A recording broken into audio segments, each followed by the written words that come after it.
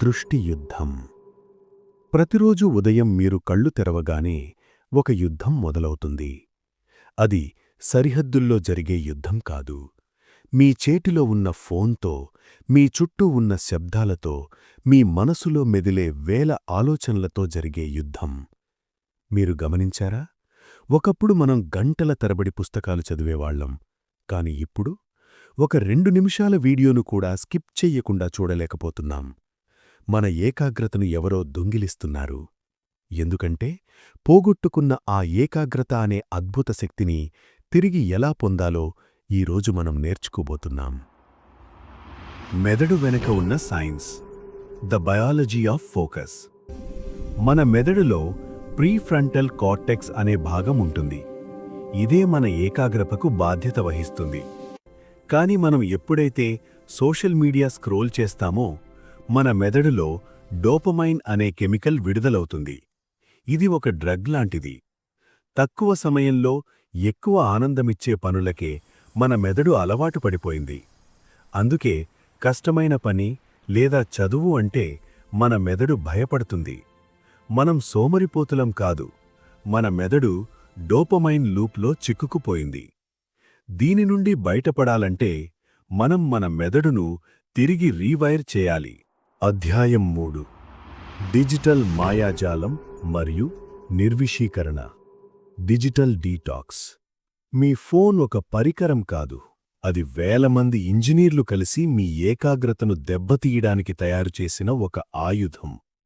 ఆ notification bell మూగిన ప్రతిసారి మీ ఆలోచనా ప్రవాహం ముక్కలవుతుంది. ఒకసారి డిస్ట్రాక్ట్ అయితే తిరిగి ఆ పనిమీద పూర్తి ఏకాగ్రత సాధించడానికి మెదడుకు 23 నిమిషాల 15 సెకండ్ల సమయం పడుతుంది. ఆలోచించండి, రోజులో ఎన్నిసార్లు మీరు డిస్ట్రాక్ట్ అవుతున్నారు? అంటే మీరు అసలు ఏకాగ్రతతో పనిచేయడమే మానేశారు.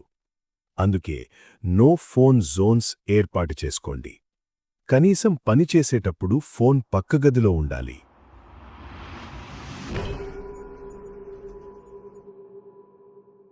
మనం ఏకాగ్రత కోల్పోవడానికి అతిపెద్ద కారణం రేపు చూద్దాంలే అనే ఒక చిన్న మాట. ఈ వాయిదా వేసే అలవాటు మీ మెదడులో ఒత్తిడిని పెంచుతుంది. మీరు పని చెయ్యకపోయినా ఆ పని చెయ్యలేదనే బాధ మీ మెదడును నిరంతరం వేధిస్తూనే ఉంటుంది. దీనిని ఎలా జయించాలి? 5 సెకండ్ రూల్. ఏదైనా పని చెయ్యాలని అనిపించగానే ఆలోచించకుండా 5, 4, 3, 2, 1 అని లెక్కపెట్టి వెంటనే ఆ పని మొదలుపెట్టండి. Eat the frog. మీ రోజులో అత్యంత కష్టమైన పనిని ఉదయమే పూర్తి చేయండి. అప్పుడు మిగతా రోజంతా మీ మనసు తేలికగా ఏకాగ్రతతో ఉంటుంది. గుర్తుంచుకోండి, రేపు అనేది ఒక భ్రమ. ఈ క్షణం మాత్రమే మీ సొంతం. ప్రపంచంలో అత్యున్నత శిఖరాలను అధిరోహించిన వారందరూ వాడే టెక్నిక్ డీప్ వర్క్. అంటే బాహ్య ప్రపంచంతో సంబంధం లేకుండా ఒకే పనిమీద లీనమైపోవడం. దీనినే మన పెద్దలు తపస్సు అన్నారు. మోడర్న్ సైన్స్ ఫ్లో స్టేట్ అంటోంది. ఈ స్థితిలో మీకు ఆకలి వేయదు, సమయం తెలియదు. ఈ స్థితిని ఎలా సాధించాలి? The rule of 1. ఒక సమయంలో ఒకే పని. మల్టీటాస్కింగ్ అనేది ఒక అబద్ధం. Start small. మొదట 20 నిమిషాలు ట్రై చేయండి. నెమ్మదిగా 90 నిమిషాలకు పెంచండి. గుర్తుంచుకోండి, మేధావికి సామాన్యుడికి ఉన్న ఒకే ఒక తేడా, మేధావి తన మనసుని తను అనుకున్న పనిమీద ఎక్కువసేపు ఉంచగలడు. లక్ష్యాలు కాదు, వ్యవస్థలు ముఖ్యం. చాలామందికి గోల్స్ ఉంటాయి, కాని అవి నెరవేరవు. ఎందుకు? ఎందుకంటే వారికొక సిస్టమ్ లేదు. ఏకాగ్రత అనేది గాలిలో వచ్చేది కాదు, అది ఒక షెడ్యూల్ ద్వారా వస్తుంది. Time blocking. మీ రోజును ముందే ప్లాన్ చేసుకోండి. ఏ గంటలో ఏం చెయ్యాలో రాసిపెట్టుకోండి. The 2-మినిట్ rule. ఏదైనా పని 2 నిమిషాల్లో పూర్తయ్యేదైతే దానిని వాయిదా వేయకుండా వెంటనే చేసేయండి.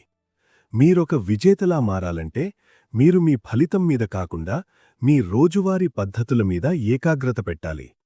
లక్ష్యం మిమ్మల్ని నడిపిస్తుంది, కానీ వ్యవస్థ మిమ్మల్నక్కడికి చేరుస్తుంది.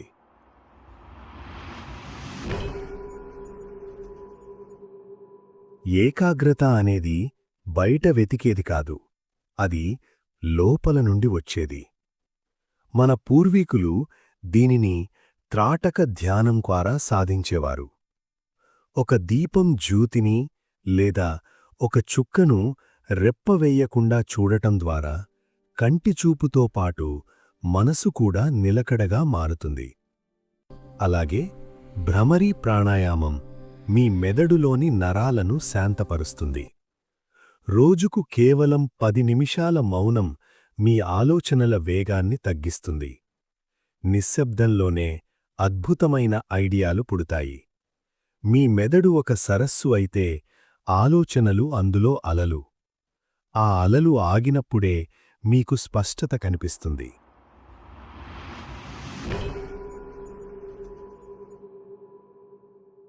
మీరు ఎవరితో తిరుగుతున్నారో మీరు అలాగే తయారవుతారు. మీ చుట్టూ ఉన్న 5 స్నేహితులు నిరంతరం డిస్ట్రాక్షన్స్ గురించి, వ్యర్థమైన విషయాల గురించి మాట్లాడుతుంటే మీరు ఏకాగ్రతను ఎలా సాధిస్తారు? The power of no. అనవసరమైన పార్టీలకు, పనికిరాని చర్చలకు నో చెప్పడం నేర్చుకోండి. ఫైండ్ అ ఫోకస్ బడ్డీ. మీలాగే లక్ష్యమున్న ఒక స్నేహితుణ్ణి వెతుక్కోండి. ఒకరికొకరు జవాబుదారీగా ఉండండి.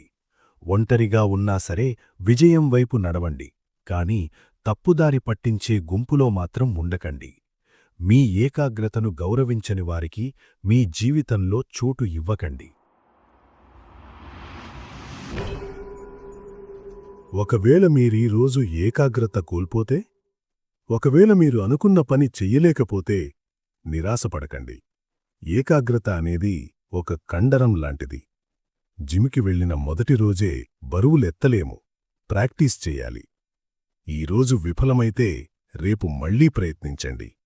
మిమ్మల్ని మీరు తిట్టుకోకండి, మిమ్మల్ని మీరు క్షమించుకోండి. నిన్నటి కంటే ఈరోజు 1% మెరుగ్గా ఉండటానికి ప్రయత్నించండి. ఓడిపోవడం తప్పు కాదు, కాని ప్రయత్నం ఆపేయడం నేరం. మీ ఏకాగ్రత ప్రయాణంలో ఈ చిన్న చిన్న అడ్డంకులు సహజం. వాటిని దాటుకుని వెళ్లేవాడే అసలైన విజేత. ఈ 8 నిమిషాల ప్రయాణం ఇక్కడితో ముగియలేదు. ఇది మీ కొత్త జీవితానికి ఆరంభం.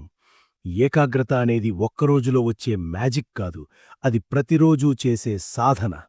ఈ రోజు నుండి మీరు విన్న టెక్నిక్స్లో కనీసం ఒక్కటి పాటించండి. మీ లక్ష్యం వైపు అడుగు వేయండి. ప్రపంచం మిమ్మల్ని ఆపాలని చూస్తుంది, కాని మీ ఏకాగ్రత ముందు ఆ అడ్డంకులు నిలవలేవు. మీరు కేవలం ఒక మనిషి కాదు, మీరు అనంతమైన శక్తి ఉన్న ఒక కిరణం.